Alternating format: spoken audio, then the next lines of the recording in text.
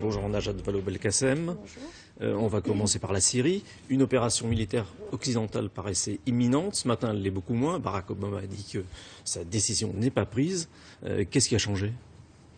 D'abord, il faut dire ce qui se passe en Syrie, parce que ce qui se passe aujourd'hui est absolument inqualifiable et dépasse l'entendement.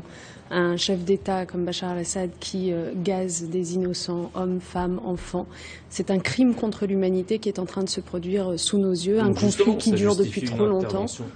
Très rapide.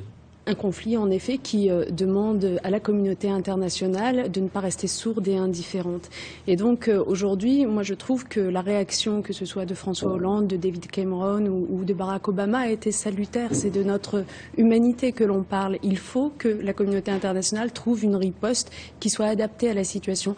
Cette riposte, vous savez qu'elle est compliquée à construire pour plusieurs raisons. D'abord parce qu'un État ne va pas intervenir seul et donc il faut obtenir l'adhésion de plusieurs alliés, de plusieurs partenaires, ce que nous essayons de trouver au sein du Conseil de sécurité des Nations Unies. Il y a eu une tentative hier autour d'une résolution britannique. Les Chinois et les Russes sont contre. Avec en effet des États comme la Chine et la Russie qui posent un certain nombre de difficultés.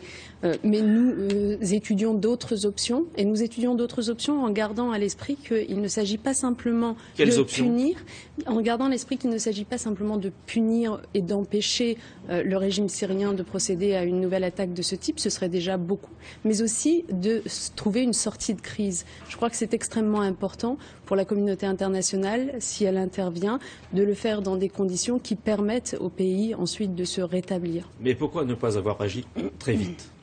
Pour une raison. Aujourd'hui, demain, après-demain.